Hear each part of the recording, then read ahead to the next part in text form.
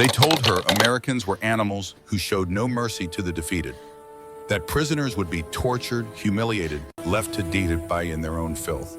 But when Sergeant Tom Harrison pulled open the cattle car door on that cold April morning in 1945, somewhere outside Munich, he did not see an enemy. He saw a young woman chained to a metal bar, her nurse's uniform torn, and stained her face hollow with fear and exhaustion. His first words were not a command or an insult. He simply asked three words that would shatter everything she had ever been taught to believe. When did you last eat? The freight yard sat on the outskirts of what used to be a thriving German town. Now it was just another landscape of destruction. Broken buildings, collapsed roofs, streets filled with rubble, and the ash of what had once been homes, shops, churches. The American Third Army had pushed through here 2 days earlier, and the fighting had moved east toward Berlin.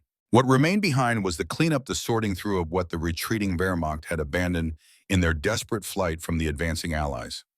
Sergeant Tom Harrison's unit had been assigned to check the rail yards that morning. Standard procedure after taking a town: look for hidden weapons caches, check for supply depots, search for stragglers who had not gotten the message that the war was over for them. Maybe find some useful intelligence about German positions further east. The morning was cold, the kind of cold that seeps into your bones even through a heavy wool coat and layers of military uniform. Frost covered the ground in a white blanket that crunched under their boots. Their breath came out in white clouds that hung in the still air. The sun was just beginning to rise over the ruins, casting long shadows across the abandoned rail yard. A dozen cattle cars sat silent on the tracks. Some had their doors hanging open, revealing empty interiors. Others were still sealed shut, their heavy sliding doors locked or jammed. Harrison's squad moved methodically from car to car, checking each one with the practiced efficiency of men who had done this too many times before. Most were empty or filled with abandoned military supplies, crates of ammunition that would never be fired, medical equipment that would never save another soldier, boxes of paperwork that nobody would ever read, documents of a regime that was collapsing into history. Then they reached the seventh car. Private Danny Martinez tried the door, but it would not budge. A heavy chain was wrapped around the handles, secured with a padlock that looked military issue. That was unusual. In all the rail yards they had checked, they had never seen a cargo car chained shut from the outside. Why would someone chain a freight car? What were they trying to keep inside, or who? Harrison stepped forward, examining the lock and chain more closely. The metal was cold under his fingers. "Cut it," he ordered. Martinez pulled bolt cutters from his pack. The tool's jaws closed around the chain with a metallic screech that echoed across the empty yard. The chain snapped with a sharp crack that sent birds scattering from nearby ruins. The smell hit them first. Not the smell of death, thank God. They had all smelled death enough times to recognize it immediately. This was something else. Unwashed bodies, human waste, sickness, the thick, heavy stench of people who had been confined in close quarters for too long without sanitation or fresh air. Harrison pulled open the heavy sliding door. The morning light flooded into the dark interior of the cattle car like water rushing into a cave. At first he could not see much. His eyes needed time to adjust to the darkness after the bright morning sun. Then shapes became clear. People. Women mostly, maybe 20 of them huddled in groups along the walls of the car. They were dressed in torn uniforms, the gray-green color of Wehrmacht auxiliaries. Nurses, clerks, administrative staff. Some had thin blankets wrapped around their shoulders against the cold. Others just sat in the dirty straw that covered the floor, staring at nothing with eyes that had seen too much. The car was freezing. There was no heat, no insulation, just wooden walls and a metal roof that did nothing to keep out the April cold. In one corner, a bucket served as a toilet. The smell was overwhelming. These women had been locked in here for days, maybe longer. But what caught Harrison's attention, what made him stop and stare, was the woman chained to the support bar in the center of the car. She was younger than most of the others, mid-20s, Harrison guessed. Her nurse's uniform was filthy, torn at the shoulder, stained with blood. Whether it was her blood or someone else's, he could not tell. Her dark hair was matted and tangled. Her face was streaked with dirt and what might have been dried tears. Shackles bound her wrists, connected by a short length of chain to a vertical metal bar that ran through the center of the cattle car from floor to ceiling. The chain was short, too short. She could not stand fully upright. The chain forced her into a perpetual half-crouch, but she could not sit completely either. She was stuck in this terrible middle position, her legs trembling from exhaustion and the strain of maintaining the posture for what must have been days. When the door opened and light poured into the car, the women reacted in different ways. Some covered their faces with their hands as if expecting violence. Others just stared, too exhausted or too broken to care what happened next. A few whispered to each other in German, their voices barely audible, filled with fear and uncertainty about what the Americans would do to them. The chained woman looked up at Harrison. Her eyes were dark, sunken from lack of sleep, and food ringed with shadows that spoke of suffering and fear. But they were not empty. There was still something there. Fear, yes, that was obvious. But also a kind of resigned defiance. She had expected the worst. She had been told what Americans did to prisoners, especially women prisoners. She had heard the stories, the propaganda, torture, rape, murder, cruelty beyond imagination. She was chained like an animal in a cage, and now the enemy had found her. Whatever came next, she was bracing herself for it. Harrison stood in the doorway for a long moment, his rifle hanging at his side. Behind him, Martinez and the other soldiers waited, watching their sergeant, waiting for orders. Tom Harrison was a tall man, broad-shouldered, with a face weathered by 3 years of war. He had seen too much. Dead soldiers in fields, destroyed cities, refugees walking in endless columns along roads carrying everything they owned in bundles on their backs, children orphaned by bombs, old people starving in basements. War had shown him the worst that human beings could do to each other. But this was different. This was deliberate cruelty. One German inflicting suffering on another German. A prisoner chained and left to die not by the enemy, but by her own people. He looked at the chained woman for a long moment. She looked back, waiting for whatever came next. Her breathing was shallow, rapid. Her whole body was tense, braced for pain, for violence, for whatever the Americans would do to her now that they had found her. Then Tom Harrison did something none of them expected. He lowered his rifle carefully, set it against the side of the open door, and stepped inside the cattle car. He moved slowly, deliberately, the way you would approach a wounded animal that might bolt or attack out of fear. He did not want to frighten her more than she already was. Every movement was calculated to show he meant no harm. He stopped a few feet away from her, crouched down slowly until he was at her eye level, and in simple, clear English, knowing she probably would not understand all the words, but hoping his tone would convey what his language could not, he asked the question that would change everything. When did you last eat? The question hung in the cold air between them. Not who are you, not why are you chained, not where are your commanders or what information can you give us. Just a simple question about her most basic human need. When did you last eat? The woman stared at him. Her lips trembled. She opened her mouth to speak, but no words came out. She had been bracing herself for cruelty, for hatred, for violence. She had prepared herself mentally for whatever the Americans would do to her. She had built walls inside her mind armor to protect herself from the pain she knew was coming. But this question, this simple expression of human concern completely undid her. Those walls crumbled in an instant. Tears began streaming down her filthy face. Her shoulders shook. She tried to speak, tried to answer his question, but all that came out was a sob. Then another, then she was crying openly, uncontrollably. All the fear and pain and exhaustion of the past 3 days, maybe longer, pouring out of her in broken sobs that shook her entire body. Harrison did not move. He just stayed there, crouched in front of her, waiting, patient, letting her cry. Behind him, Martinez shifted uncomfortably. This was not what any of them had expected to find today. They had expected weapons or supplies or maybe some Wehrmacht stragglers. Not this, not a young woman chained and weeping, not from their cruelty, but from their unexpected kindness. After several long minutes, the woman's crying subsided. She was still trembling, but she had regained some measure of composure. She looked at Harrison with confusion, now mixed with the fear. Why had he asked that? Why did he care when she had eaten? What did he want from her? Harrison stood up slowly, turned to his men. Martinez, get the bolt cutters, he called. And someone radio back to command. Tell them we need medical personnel here. Multiple civilian prisoners, at least one in bad shape. Martinez moved forward with the bolt cutters. The woman flinched when he approached her body, going rigid with renewed fear. But Harrison held up his hand in a calming gesture. "It is okay," he said softly, even though she could not understand the words. "We are going to get you out of those chains." She did not understand the English, but she understood the tone. She understood the gesture. She watched as Martinez positioned the bolt cutters around the chain that connected her shackles to the vertical bar. One squeeze of the powerful tool and the chain snapped. Suddenly, after 3 days of being bound in that terrible half-crouch, she could move. She could sit down properly. She could stand if she wanted to. Her legs gave out immediately. She collapsed onto the straw-covered floor of the cattle car, her exhausted muscles unable to support her weight anymore. The shackles were still on her wrists, connected to each other by a short length of chain. But at least she was not bound to the bar anymore. At least she could move. Harrison pulled his canteen from his belt, unscrewed the metal cap, held it out to her.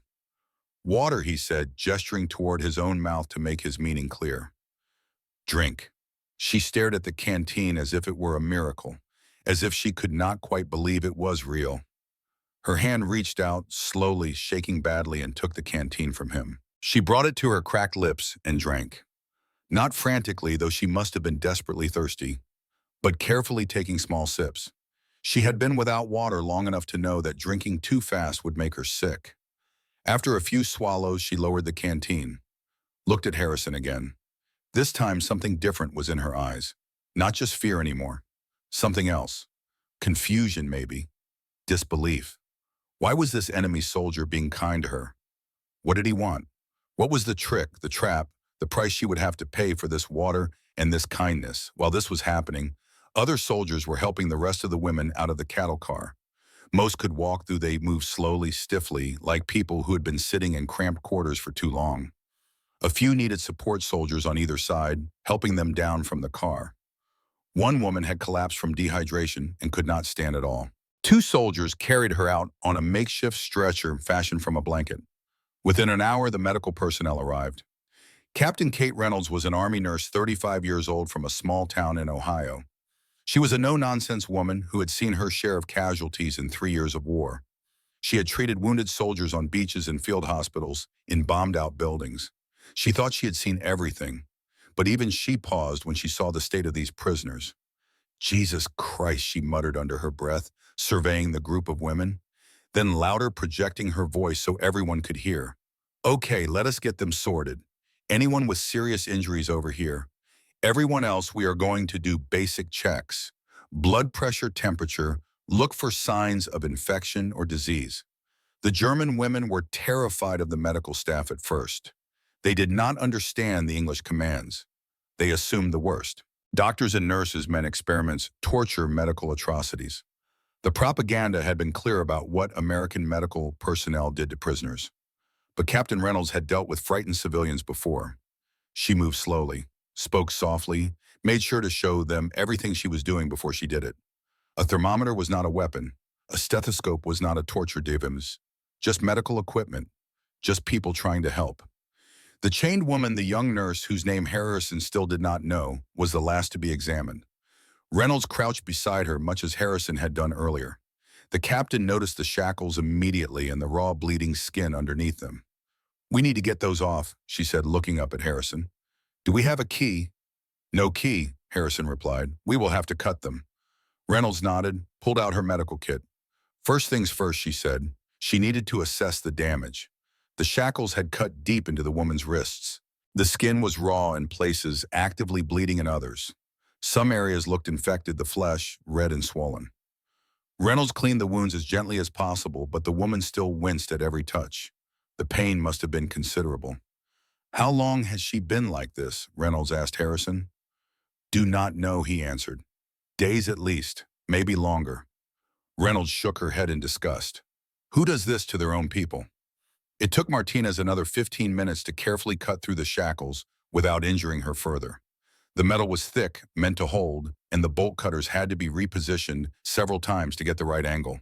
When the metal finally fell away, clattering onto the floor of the cattle car, the woman just stared at her freed wrists. She rubbed them gently, carefully, feeling the absence of weight. Fresh tears rolled down her cheeks, but she did not make a sound this time. Just silent tears of relief and disbelief. Once the medical examinations were complete, food arrived.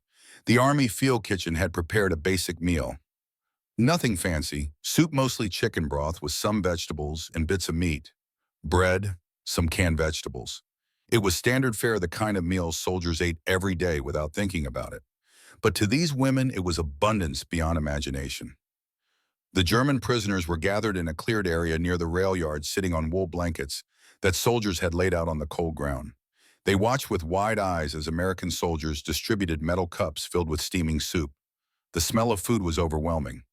Most of these women had not eaten in 3, maybe 4 days. Some had been on reduced rations for weeks or months before that. Real food, hot food, had become a distant memory.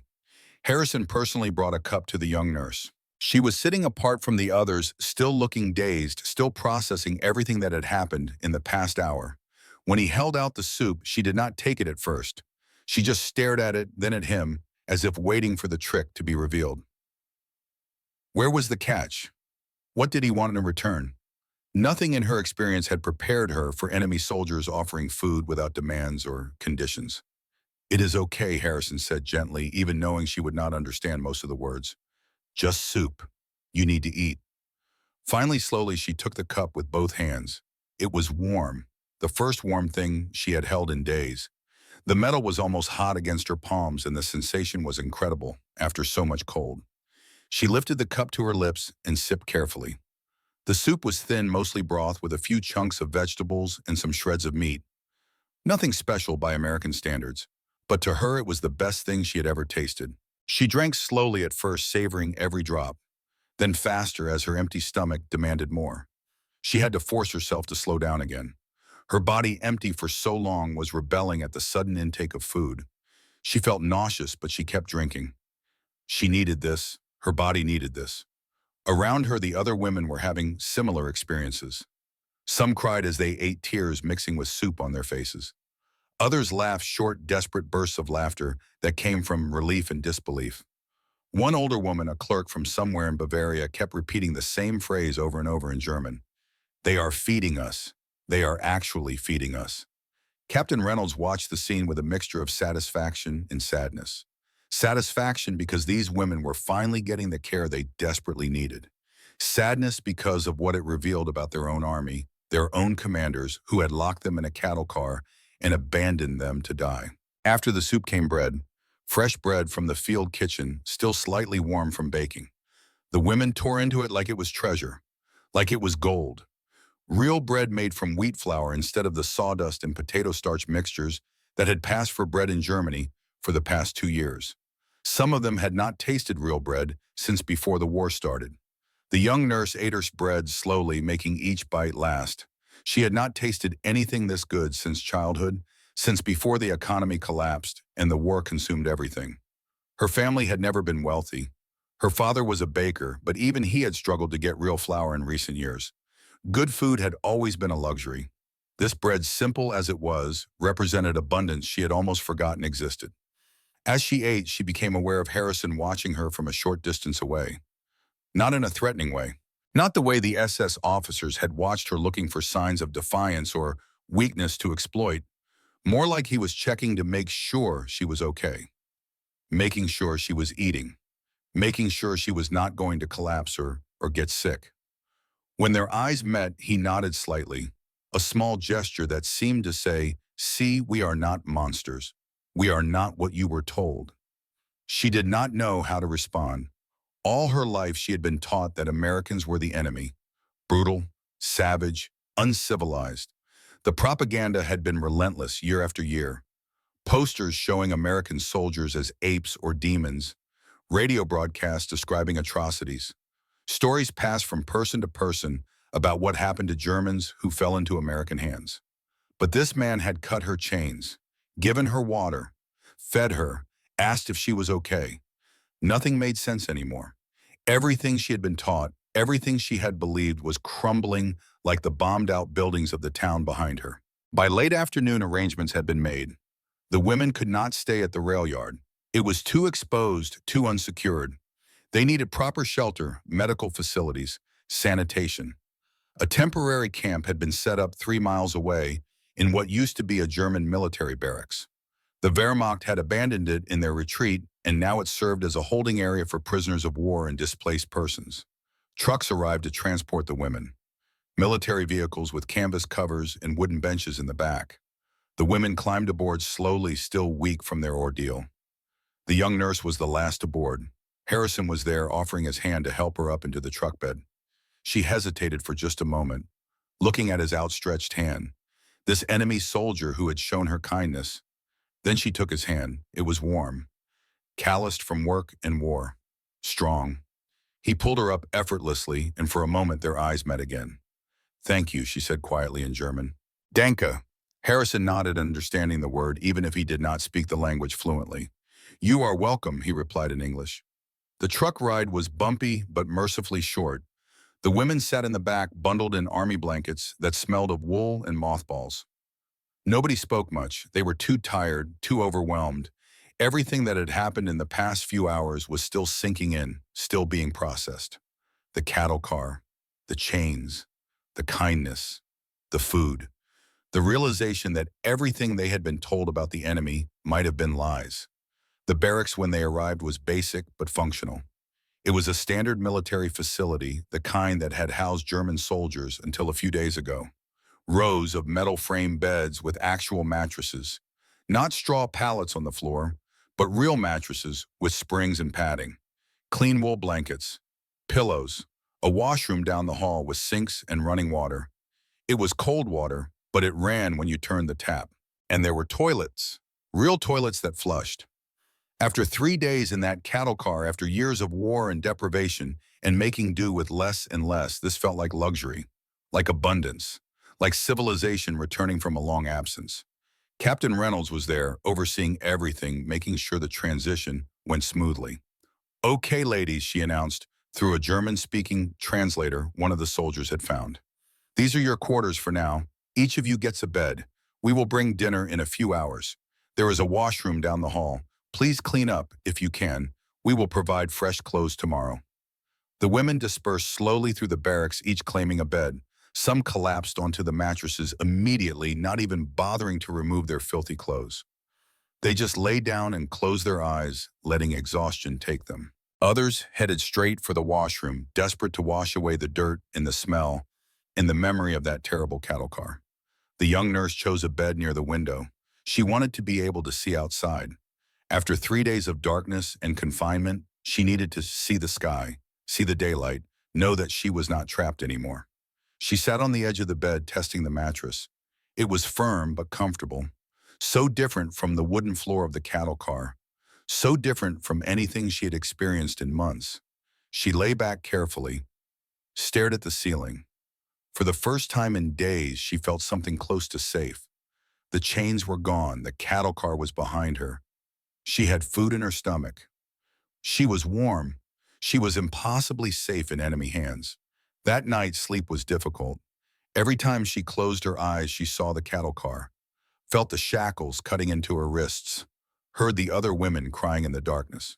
But she also saw Harrison's face, heard his question. When did you last eat? 3 simple words. One question. Everything she had believed about the enemy had shattered in that moment.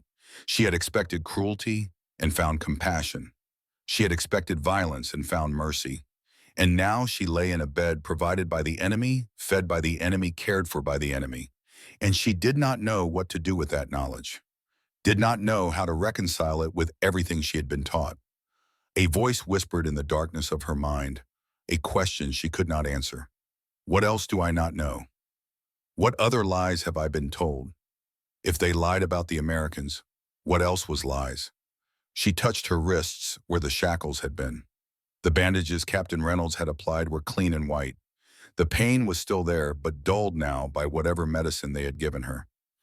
She thought about the SS officer who had chained her, about the propaganda she had believed, about the uniform she had worn, and she thought about the American sergeant who had asked when she last ate, who had seen her not as an enemy, but as a human being who was hungry and scared and suffering.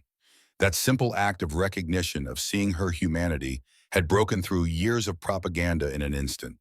The barracks was quiet now, the other women sleeping or trying to sleep. Outside the window, she could see stars in the clear night sky. the same stars that shone over Germany, over her hometown, over wherever her mother was now, if she was even still alive, over the grave of her father if they had bothered to bury him, over the battlefield where her younger brother might be fighting or dying or already dead. 3 words. When did you last eat? Such a simple question, but it had changed everything. And Elizabeth Weber, though the Americans did not know her name, yet knew that nothing would ever be the same again. The days began to form a pattern, a routine that felt strange in its normalcy, almost surreal after years of chaos and war. The bell rang each morning at dawn, not harsh or demanding, like military reveille, but a simple metal chime that echoed through the barracks. Elizabeth would wake slowly, sometimes confused about where she was, half expecting to feel the bite of shackles on her wrists or smell the stench of the cattle car. Instead, she felt clean sheets and smelled the faint scent of soap and pine from the barracks' wooden walls. Roll call came next, but it was nothing like the Wehrmacht formations she remembered. The women gathered in the yard, but there was no shouting, no threats, no punishment for being slow. The American guards simply counted heads, made notes on clipboards, asked if anyone was sick or injured. It was accounting, not discipline, a practical necessity, not a display of power. Then came breakfast, and every morning Elizabeth found herself amazed all over again. Oatmeal steaming in metal bowls, sometimes eggs scrambled or fried more than she had seen in years, bread with real butter that melted into golden pools, coffee that was actually coffee, not the burnt grain substitute they had been drinking in Germany. The portions were generous, almost overwhelming. She had to remind herself to eat slowly to not make herself sick. After breakfast came work assignments. Elizabeth had been assigned to the camp infirmary, and she was grateful for it. Being a nurse again, having a purpose beyond survival, gave her something to focus on besides the chaos in her mind. She spent 8 hours a day treating wounded German prisoners under Captain Kate Reynolds' supervision. The work was familiar grounding, cleaning wounds, changing bandages, administering medications, checking vital signs. The routine tasks of medical care that she had learned years ago before the world had collapsed. Kate Reynolds was a good teacher and a fair supervisor. She treated Elizabeth not as a prisoner, but as a colleague, another nurse doing necessary work. They communicated through a mixture of simple English, basic German, and hand gestures. It was not perfect, but it worked well enough. Kate would demonstrate a technique, Elizabeth would copy it. Kate would point to a supply, Elizabeth would learn the English word. Bandage, suture, infection, healing. The other soldiers were kind too in ways that continued to surprise her. Private Danny Martinez, the young man who had cut her chains, often stopped to chat during his rounds. He taught her English phrases, laughed good-naturedly when she mispronounced words, shared stories about his family in Texas. There was another guard, Patterson, who played harmonica in the evenings. Sometimes the women would gather outside and listen to him play American folk songs, blues melodies, tunes they had never heard before. It was strangely peaceful, sitting there in the fading light, listening to music that transcended language and war. And then there was Sergeant Tom Harrison. He visited the infirmary regularly. Officially, he was checking on security, making sure everything was running smoothly, verifying that the German prisoners were where they were supposed to be. But Elizabeth noticed that he always seemed to stop by her station, always asked how she was doing, always checked if she needed anything. Their conversations were limited by the language barrier, but somehow they managed to communicate. In the second week, he brought her a German-English dictionary. Found this, he said, setting the worn book on the table beside her. Thought it might help. She had stared at it for a long moment, not understanding why he would bother, why an enemy soldier would care whether she could learn his language.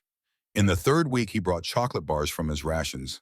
"You can trade these for other things you need," he explained, though she only understood about half the words. She tried to refuse, feeling like she was already taking too much, receiving too much kindness that she had not earned.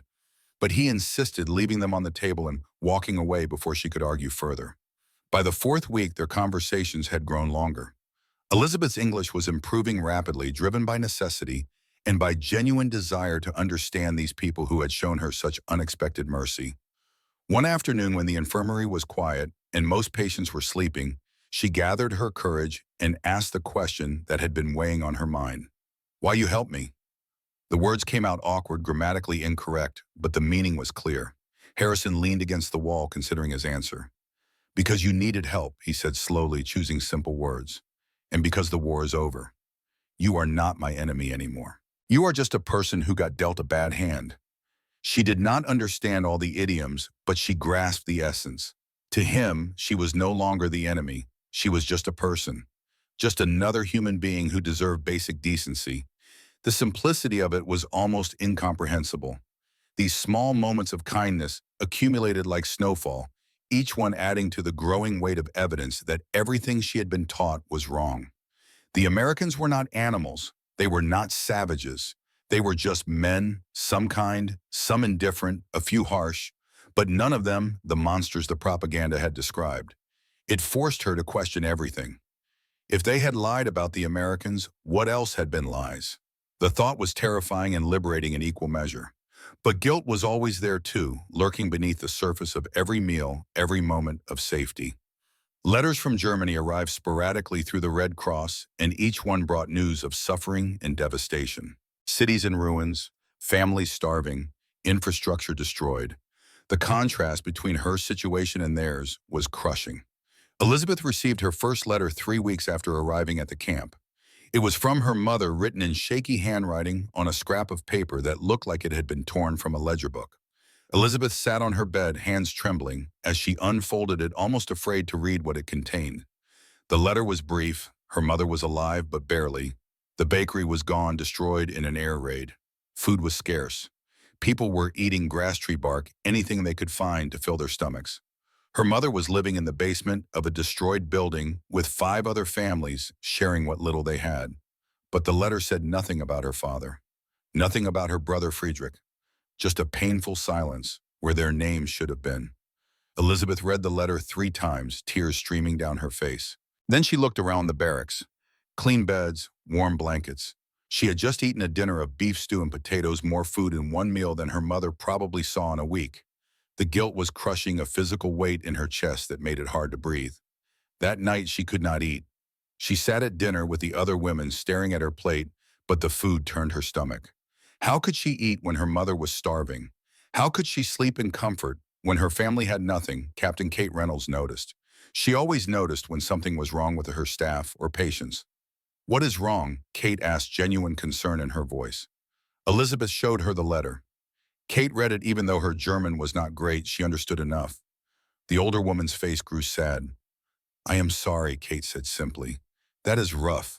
My mother hungry." Elizabeth struggled with the English words, her accent thick with emotion. "I eat. She no eat." Kate nodded, and understanding the guilt, even if Elizabeth could not fully express it. "I know it does not seem fair," she said, "but you starving yourself will not help her. You need to stay strong. Maybe someday you can help her. But not if you are dead." The logic made sense, but it did not make the guilt any easier to bear. One evening in late May, Elizabeth was sitting alone outside the barracks, staring at nothing, when she was approached by another German woman. Greta Hoffman was in her mid-40s, a former field nurse with tired eyes and graying hair. She had been at the camp since the beginning, one of the first prisoners brought in. "You are from the Stuttgart area?" Greta asked in German, sitting down beside Elizabeth without waiting for permission. Elizabeth nodded warily. "I heard you asking about Albert Weber, the baker. Was he your father?" Elizabeth's world stopped. She turned to stare at Greta. "How do you know my father?" Greta's face was somber. "I worked in a field hospital near the Eastern Front. This past January, we had a young soldier. He was badly wounded, only 16 years old. His name was Friedrich Weber." Elizabeth could not breathe, could not think. Friedrich, her baby brother. She tried to speak, but no sound came out. Greta continued, her voice gentle but steady. "He talked about his family constantly, about his father, the baker, about his sister who was a nurse. He said you taught him how to bandage wounds when he was just 10 years old, playing doctor in the back of your father's bakery." "Where is he?" Elizabeth finally managed to whisper. "Where is Friedrich?" Greta's expression told Elizabeth everything before the words came. "I am sorry. He did not make it. He was shot in the abdomen. The wound became infected. We had no antibiotics, left no supplies. He knew he was dying." Elizabeth felt something break inside her chest. Her baby brother, 16 years old, just a child really, conscripted into a dying army, sent to fight a war that was already lost. But Greta was not finished. "There is something you should know," she said. "Something he did at the end. When American soldiers captured our position, Friedrich was still conscious. Barely but conscious. He used his last strength to tell the Americans where the German mines were planted. He saved an entire American patrol from being blown apart." Elizabeth stared at her, not understanding. Why? Why would he do that? One of the American soldiers asked him the same thing Greta said. Friedrich told them, "My sister would want me to save lives, not take them." He died helping the enemy, Elizabeth. He chose mercy over hatred, even while he was dying. The tears came then, hot and overwhelming. Elizabeth buried her face in her hands and sobbed. Her baby brother, who had been so full of life and energy and jokes, gone. Dead at 16 in a muddy field somewhere in the East. But he had died with honor. He had died choosing humanity over hatred, just like their father had chosen to hide the Goldstein family, despite the danger. Greta put an arm around her shoulders and let her cry. Later that night, Elizabeth sat alone in the darkness, processing this new grief. First, her father executed by his own government for saving Jewish lives. Now her brother dead, but having saved American lives with his final breath. Both of them had chosen mercy when they could have chosen hatred. Both had paid the ultimate price for that choice. And what had she chosen? She had worn the uniform. She had served the regime, even if only as a nurse. She had kept soldiers alive so they could continue fighting. She had been complicit, even if she had not known the full truth. That was when Sergeant Harrison found her. He seemed to have an instinct for when she was struggling, appearing at moments when she most needed someone to talk to, even if actual conversation was limited. "I heard what happened," he said quietly, sitting down a respectful distance away. "About your brother. I am sorry." Elizabeth nodded, not trusting herself to speak. "He was brave," Harrison continued. "What he did, saving those soldiers, that took courage." "My brother dead," Elizabeth said in her improving but still halting English. "But he helped Americans, saved your soldiers." Harrison was quiet for a long moment. Then he said something that would change everything. "Well, I lost my brother too. David. He was 19. Germans captured him at Normandy last June. They sent him to a prisoner of war camp in Poland." Elizabeth turned to look at him, seeing the pain in his face. "That winter supply lines got cut." Harrison continued, his voice steady but filled with old grief. "No food got through for weeks. David starved to death. When we liberated the camp in March, they found his body. He weighed 85 pounds. The silence between them was heavy with shared loss and understanding. So when I opened that cattle car and saw you chained there starving," Harrison said, "I did not see the enemy. I saw someone's sister, someone who was hungry. And I thought, what if someone had asked David when he last ate, maybe he would still be alive." Elizabeth understood then, understood why he had shown her mercy, why he had asked that question. He had lost his brother to German negligence, to the brutal indifference of a prison camp system that let men starve. And yet when he found her, he had chosen compassion over revenge. He had chosen to see her as human, not as representative of the enemy that had killed his brother. "You should hate me," she said, the English words coming more easily now through the emotion. "Hate all Germans. I hate what happened," Harrison replied. "I do not hate you. You did not kill David. You were just trying to survive, same as everyone else." They sat together in the darkness, two people from opposite sides of a terrible war, united by loss and by the fragile hope that maybe, just maybe, there was a way forward that did not involve more hatred. The next morning, Harrison found Elizabeth before her shift at the infirmary. He looked uncomfortable, like he was carrying something heavy. "There is something you need to know," he said. "I should have told you sooner." He pulled a crumpled letter from his pocket. "We found this in the cattle car. That first day. It is addressed to you. From your mother." Elizabeth took the letter with shaking hands. She recognized the handwriting immediately. But this letter was different from the one she had received through the Red Cross. This one was older, dated from March. She read it and the world collapsed around her. The Gestapo had come for her father. Someone had informed on him, revealed that he had hidden a Jewish family in the bakery's basement for over a year. The Goldsteins, 4 people, a father, mother, and 2 young children. Albert Weber had fed them, protected them, eventually helped them escape to Switzerland. But someone had talked. The Gestapo came. They arrested her father. And within a week, they executed him for treason against the Reich. Elizabeth stared at the letter, the words blurring through her tears. Her father had been a hero. He had saved 4 lives. and his own government had murdered him for it. That is why she whispered in German, then switched to English. That is why they chained me. The SS officer Richter. He knew about my father. He punished me for my father's crime. Harrison nodded grimly. Your father was brave. He saved lives despite the risk. That is real courage. Elizabeth felt the full weight of it now. Her father dead for saving Jews. Her brother dead for saving Americans. Both of them had chosen mercy and humanity over the hatred and brutality of the regime, and both were gone. If they could be brave, she said quietly, then I must be brave too. 2 weeks later, Elizabeth was working in the infirmary when new prisoners were brought in for medical screening. She was treating a soldier's leg wound, focused on her work, when she heard a voice that made her blood freeze. A voice giving orders in German, even though the speaker was now a prisoner himself, a voice she recognized immediately. She looked up, and there he was. SS Hauptsturmführer Klaus Richter, the man who had chained her to that cattle car, the man who had beaten her for speaking against the war, the man who had left her to die in the darkness.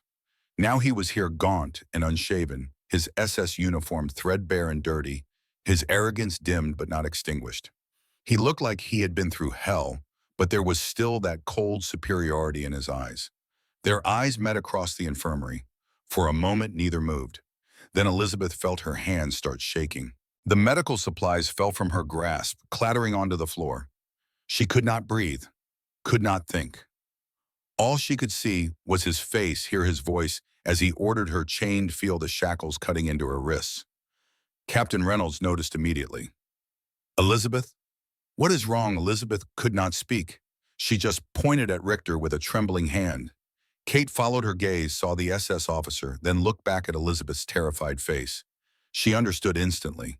She quickly guided Elizabeth outside, sat her down on a bench, got her water. That man, Elizabeth managed to say in broken English, her accent thick with panic and remembered trauma. Chains. Me. He put chains. She held up her wrists, showing Kate the scars that still marked where the shackles had cut deep. Kate's face went hard with anger. I will have him separated, she said firmly. You will not have to see him. You certainly will not have to treat him. But Elizabeth shook her head. No. I must work. I am nurse. Kate studied her face. Why? After what he did to you, why would you want to treat him? Elizabeth struggled to find the English words for what she was feeling. My father, he saved Jews. My brother, he saved Americans. They chose mercy. She looked at Kate, her eyes fierce despite the tears. If I do not help even him, then I am like him. I choose mercy. Kate was quiet for a long moment. Then she said softly, You are stronger than I thought. Elizabeth shook her head. No, just learning what strength is. It took everything Elizabeth had to walk back into that infirmary. Every step felt like moving through deep water, but she forced herself forward, one foot in front of the other. Richter had been assigned to her station whether by accident or by some cruel twist of fate. He was conscious, watching as she approached.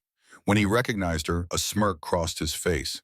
So the defeatist traitor plays nurse for the Americans now, he said in German. Elizabeth did not respond to the taunt. She began cleaning his infected leg wound with steady hands, even though inside she was screaming. He winced at her touch but continued talking.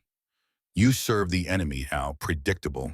You never had the stomach for what was necessary. Elizabeth worked in silence, focusing on the medical procedure. Clean the wound, apply antiseptic, check for signs of deeper infection. The familiar task kept her grounded. Then she spoke, her voice calm and steady in German. You chained me for speaking truth.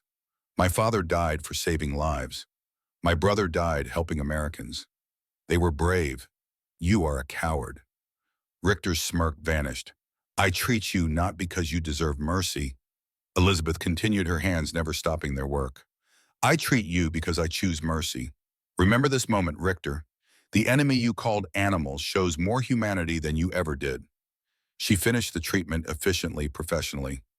No cruelty, no revenge. Just competent medical care. When she was done, she walked away with her head high. Captain Kate Reynolds had watched the entire exchange. That took more strength than I have, she said quietly as Elizabeth passed. No, Elizabeth replied, her English clear and certain now. That was weakness leaving my body. That night in the barracks, the other women talked quietly about what had happened. Some thought Elizabeth was weak for helping the man who had tortured her. Others saw it differently. The Americans treat us with dignity, Greta said to the group, even though we were the enemy. Elizabeth is learning to do the same. Maybe that is what it means to be better than what we were. Elizabeth lay in her bed, staring at the ceiling, thinking about her father hiding the Goldsteins, about her brother saving American soldiers, about Sergeant Harrison asking when she last ate, about choosing mercy when revenge would have been easier. She touched the scars on her wrists, feeling the raised tissue where the shackles had cut deep. The physical wounds were healing. The deeper wounds, the ones inside, would take much longer. But she had made her choice. She would choose mercy, even when it was hard, especially when it was hard, because that was what separated her from Richter. That was what separated humanity from hatred.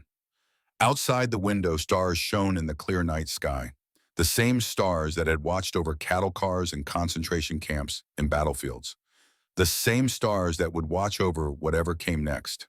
And Elizabeth Weber, prisoner of war, daughter of heroes, student of mercy, knew that she would never be the same person who had been chained in that cattle car 2 months ago. That person had died when Tom Harrison asked his simple question. This new person, forged in kindness and testing herself through choosing mercy over hatred, was still being born. 2 weeks after Elizabeth treated Richter after she chose mercy over revenge and walked away with her dignity intact, all the prisoners were gathered in the main hall. It was a warm afternoon in early June, and the women filed in quietly, confused about why they had been summoned. Some whispered nervously to each other in German, others sat in silence waiting. An American officer stood at the front of the room. Major Thompson was a stern-looking man with gray at his temples and eyes that had seen too much. Beside him stood a projector, the kind used to show training films or newsreels. The setup felt ominous somehow, official and heavy with unspoken weight. "We are going to show you something," the major said through a translator. His voice was measured but hard. "Some of you may not want to see it, but we believe you need to understand what your government did, what was done in your name." The lights went out, the projector whirred to life. And for the next hour, Elizabeth Weber and every other woman in that room saw the truth. They had been shielded from the horror that had been committed while they went about their daily lives, while they treated wounded soldiers and filed paperwork and told themselves they were just doing their jobs. The footage was from the liberated concentration camps. Bergen-Belsen, Dachau, Buchenwald. The images were almost impossible to process.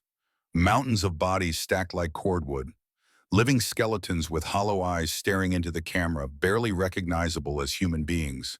Children impossibly thin, their ribs showing through skin that looked like paper. Gas chambers disguised as showers. Crematoria with bones still inside. Documents, meticulous Nazi records of the final solution, showing the systematic planning and execution of genocide on a scale that defied comprehension. Some women in the audience looked away immediately, covering their faces with their hands. Others cried loud sobs that echoed through the hall. A few fainted, overcome by the horror of what they were seeing. Medical personnel rushed to help them. But Elizabeth watched it all. She forced herself to watch every terrible second. She owed that much to the dead, to the Goldstein family her father had saved, to the millions he could not save. She watched the skeletal survivors being given food by Allied soldiers, watched them try to eat, and their bodies rejecting the nourishment because they had been starved for so long. She watched children who would never recover from what had been done to them. She watched the evidence of systematic industrialized murder. And she understood with a clarity that was like a knife in her chest what her father had died fighting against, what her brother had rejected in his final moments. The true face of the regime she had served. When the footage finally ended, when the projector clicked off and the lights came back on, the silence in the room was absolute. No one moved. No one spoke. The weight of what they had just witnessed pressed down on them like a physical force. Someone whispered in German, barely audible, "We did not know. We did not know." Major Thompson heard her. Through the translator, he responded, and his words cut through the silence like a blade. "Maybe you did not, but someone knew. A lot of people knew. And now you know too. You can never say you did not know." The women were dismissed. They walked back to the barracks in complete silence, each lost in her own horror and guilt and disbelief. Some were still in denial, insisting to anyone who would listen that the footage must be fake, must be propaganda, must be lies designed to make Germany look evil. But their voices were weak now, uncertain, lacking conviction. Most of the women were simply crushed by what they had seen. How had it happened? How had an entire nation allowed this to occur? The answer was becoming clear to Elizabeth, and it was almost more terrible than the camps themselves. They had chosen not to see. They had chosen not to ask questions. They had chosen to believe the comfortable lies rather than face the uncomfortable truth. That night, Elizabeth could not sleep. She sat outside the barracks at 2 in the morning, staring at nothing, seeing everything. The images from the footage played behind her eyes every time she blinked. The bodies, the survivors who looked like walking corpses, the children. She heard footsteps and looked up to see Captain Kate Reynolds approaching. The older woman sat down beside her without asking, without speaking, just being present in the darkness. Finally, Elizabeth spoke, her English much improved now after 2 months of practice. I helped them. I wore the uniform. I kept soldiers alive to fight for that. Kate was quiet for a moment before responding. You saved lives. You were a nurse. That is not the same as creating camps. But I did not stop it, Elizabeth insisted, her voice breaking.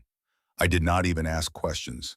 I heard whispers about camps, about deportations, about disappearances, but I told myself it was not my problem. I was just a nurse. I just helped people.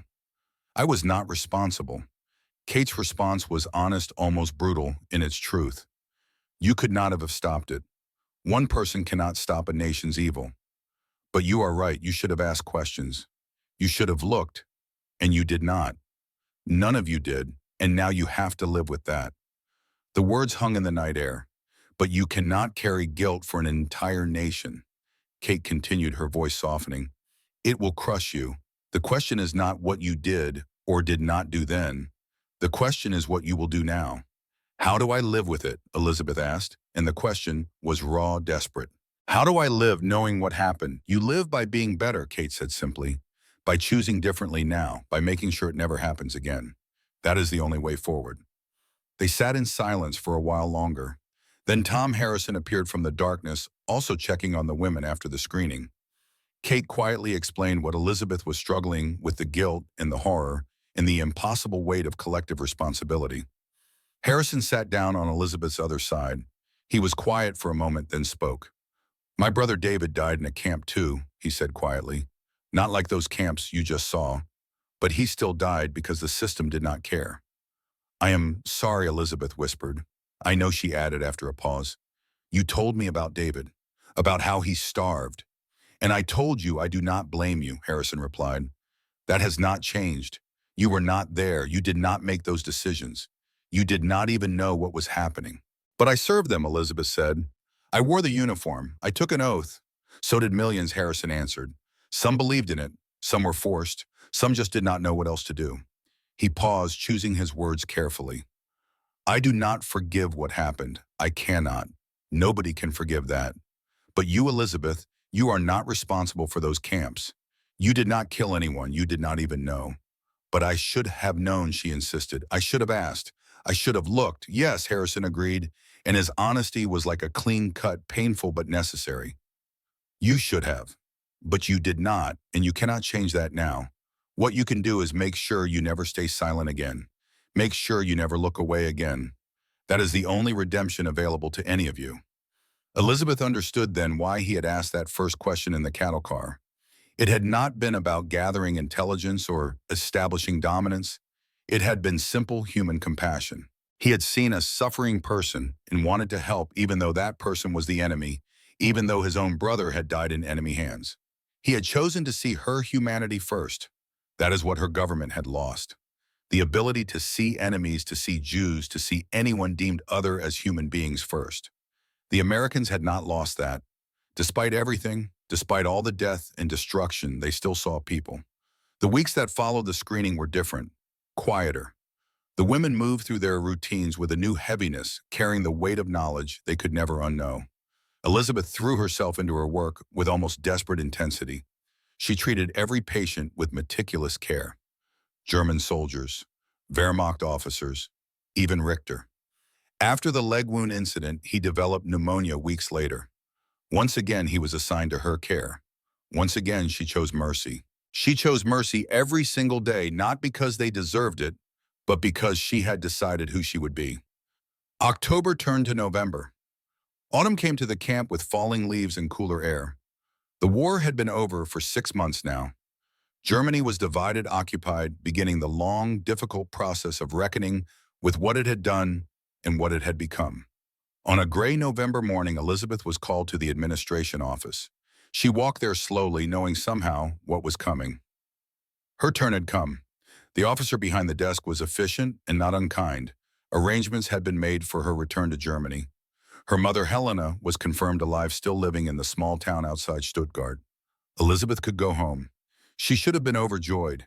She had been dreaming of this moment for months. But instead, she felt hollow. What was home now? A country that had committed genocide, a place full of people who had either enabled it or looked away. How did she fit into that Germany? That evening, she found Tom Harrison outside the camp headquarters smoking a cigarette in the fading light. He looked tired. They all looked tired now, even in victory. "I am leaving," she told him in English that was nearly fluent now. "They say I can go home next week." "That is good," Harrison said, but there was no enthusiasm in his voice. "You must be relieved." "Yes." "No, I do not know," Elizabeth admitted. She sat down on the steps beside him. "When I came here, I thought I knew who I was. German nurse. Loyal to my country, but now everything I believed was wrong.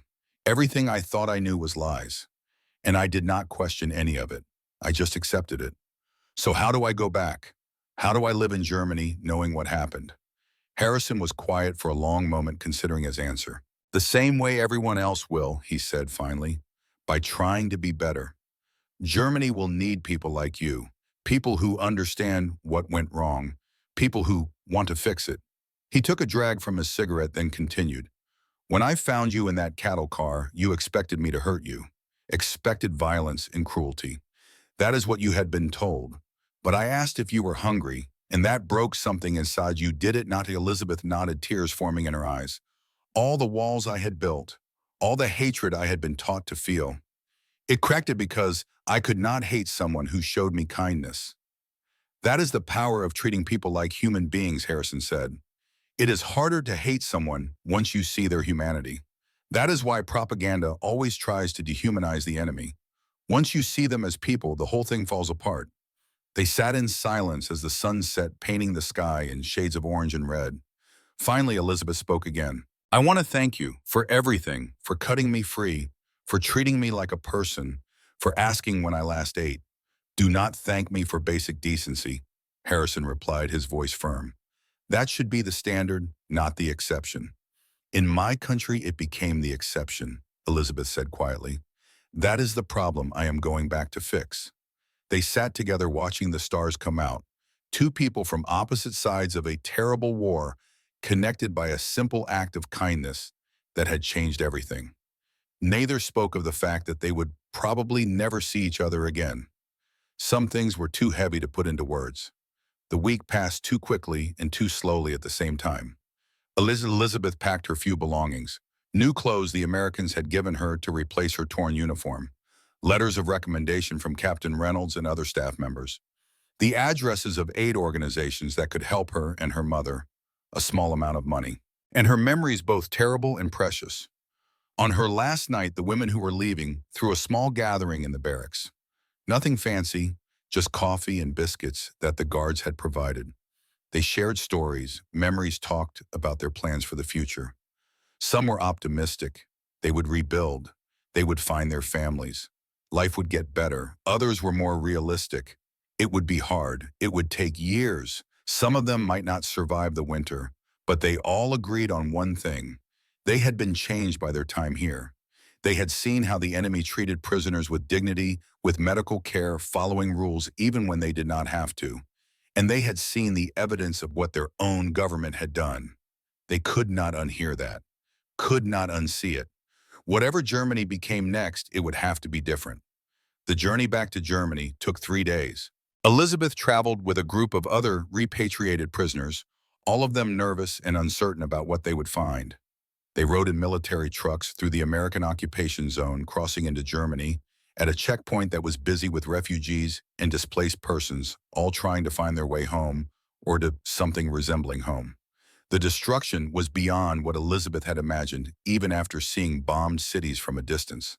Frankfurt was a landscape of rubble. Mannheim looked like it had been torn apart by giants. Stuttgart, when they finally approached it, was a ghost of the proud city she remembered from before the war. People lived in the ruins. Families had set up makeshift shelters in basements and cellars. Children played in bomb craters as if that were normal.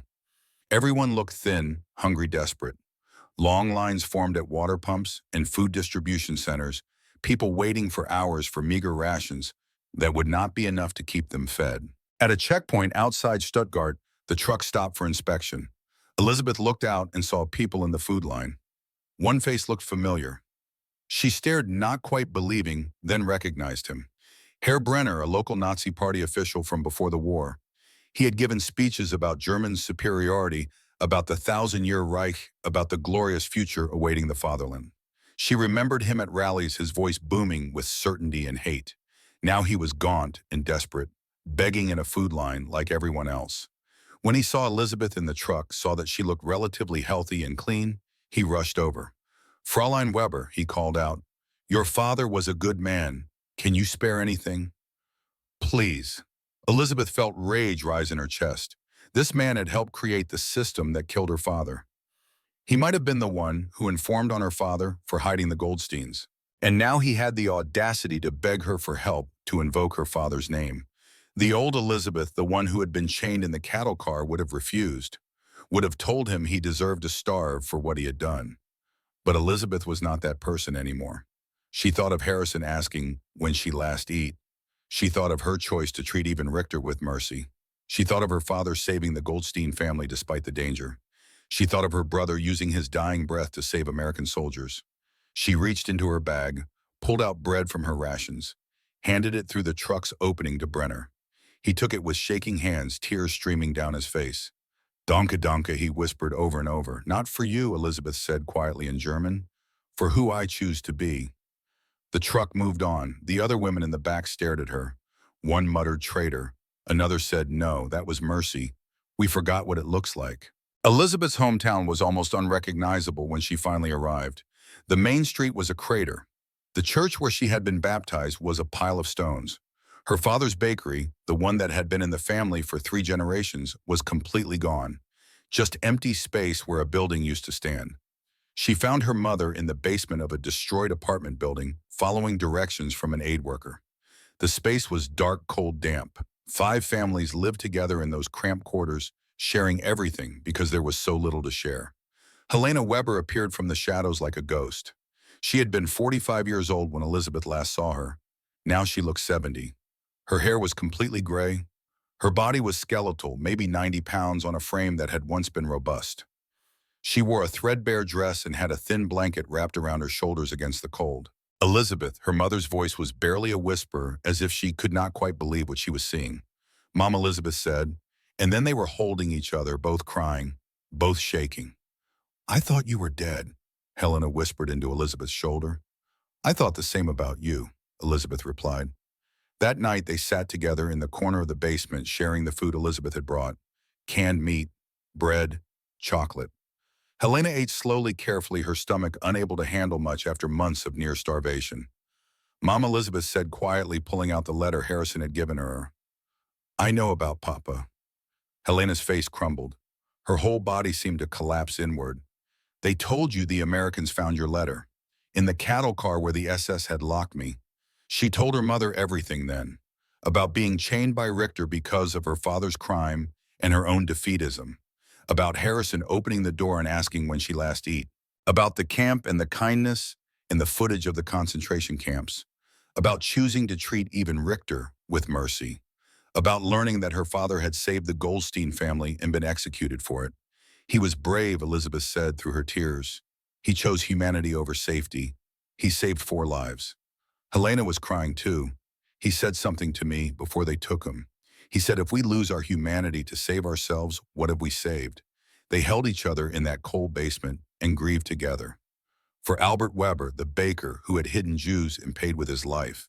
For Friedrich Weber, the boy soldier who had saved Americans with his dying breath. For the Germany that might have been if good people had been braver, if more people had asked questions, if more people had chosen humanity over hatred. How were the Americans? Helena asked, eventually, her voice hesitant. Were they cruel? Elizabeth could have lied. It would have been easier. But she had promised herself no more silence, no more looking away from truth. No, Mama, she said. They were kind. They fed us, gave us medical care, treated us like human beings, like we mattered. Helena was quiet for a long moment. Then so we were told lies about that too, along with everything else. Within days, Elizabeth found work. The town had a makeshift hospital set up in what used to be a school building. The conditions were terrible. Limited supplies, no heat, not enough staff. But they needed nurses desperately, and Elizabeth's training was valuable. Her American medical techniques, learned from Captain Reynolds, were more advanced than what most German doctors had access to. The head physician, Dr. Muller, was a weary man in his 60s who looked like he had not slept in months. He hired Elizabeth on the spot when he saw her credentials and recommendations. She treated everyone equally, former Wehrmacht soldiers with infected wounds, civilians with diseases caused by malnutrition, children suffering from the effects of starvation, former Nazi party members injured in the chaos of occupation. She asked none of them about their wartime activities. She just provided care. Her reputation grew. The nurse who had been an American prisoner, the one who treats everyone with kindness, the one who does not judge. Word spread through the town and beyond. In 1947, Elizabeth married. Hans Fischer was a teacher, a quiet man 10 years her senior, who had lost his wife in a bombing raid. He had no children. He was kind but haunted, carrying his own weight of guilt and grief from the war years. They understood each other's pain, each other's determination to be better than what they had been. They had 2 children, a daughter, Anna, born in 1948, a son, Thomas, born in 1950. Elizabeth named him after the American sergeant who had asked when she last ate, though she never told anyone else that was the reason. It was her private tribute to the man who had changed her life with a simple question. She taught her children carefully, deliberately, not to glorify Germany's past, but to learn from its mistakes. Never stop questioning, she told them. Never accept cruelty as normal. Never dehumanize people, even enemies. That is how good people did terrible things. That is how we lost our way.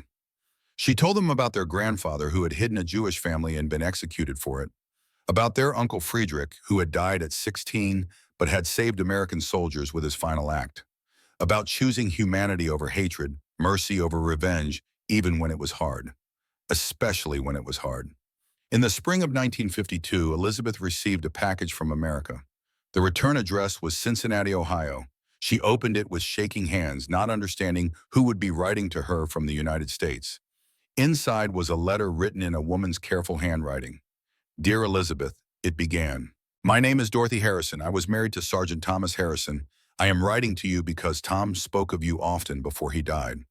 Elizabeth's heart stopped. Died. Tom was dead. The letter continued. Tom had returned home in October 1945, discharged honorably. They had married that December, the wedding they had been planning since before he shipped out. But Tom had struggled. The war had changed him. He had nightmares about the things he had seen. He carried guilt about his brother David's death, wondering if there was something he could have done differently. But he also talked about you, Dorothy wrote, about the nurse in the cattle car, about how he had asked when you last eat and how you had broken down crying. Not from cruelty, but from unexpected kindness. He said that moment reminded him why they were fighting. Not to destroy people, but to defeat an ideology that made people destroy each other. In January 1946, just 4 months after returning home, Tom had died in a car accident. Icy roads. He lost control. The death was instant. He was 31 years old. After he died, Dorothy had found his journal. In it, he had written about Elizabeth multiple times. Dorothy included some of the entries. April 15, 1945. Found German prisoners in railcar today. One was chained. When I asked when she last eat, she broke down. Not from cruelty, but from kindness. Made me think of David. Someone should have asked him too. May 7, 1945. The German nurse Elizabeth is working at our infirmary. She is skilled and compassionate. She reminds me why we fight. Not to destroy people, but to defeat ideology that makes people destroy each other. October 20, 1945. Elizabeth goes home tomorrow. I hope she finds peace. I hope she teaches others what she learned, that enemies are just people on the other side of a line someone drew. Dorothy's letter concluded, Tom believed you would make a difference, that you would carry the lesson forward. I am sending you his Silver Star Medal. He earned it at the Battle of the Bulge. I think he would want you to have it, as a reminder of his belief in humanity over hatred. With respect, Dorothy Harrison. Elizabeth held the medal in her hands and wept. Tom had been dead for 6 years she had never known. Never got to thank him properly. Never got to tell him how much that simple question had changed her entire life. But his lesson lived on.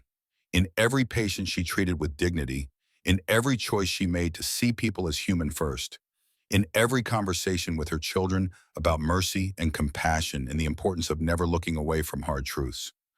Years passed, decades. Germany rebuilt slowly, transforming from ruins into something new. Not the Germany that had been, but something different. Something that had learned painfully the cost of hatred and the value of human dignity. In the 1970s, Elizabeth was in her mid-50s, a grandmother now. Anna had given her 2 grandchildren, and they visited on a Sunday afternoon. The house had been rebuilt on the site of her father's old bakery. A new bakery operated downstairs run by someone else, but the smell of bread still filled the air. The Silver Star was displayed in the window, catching the afternoon light. Oma, one of the grandchildren, asked, "Tell us about the war." Elizabeth sat with them in the garden behind the house, the children on either side of her. She told them the story about being locked in a cattle car chained like an animal, terrified of what the Americans would do, about the door opening and light flooding in, about a soldier who asked not who she was or what information she had, but simply when she had last eaten. What happened to the soldier, the child asked. Elizabeth showed them the Silver Star. He died young, she said, only 31 years old, but his lesson lived.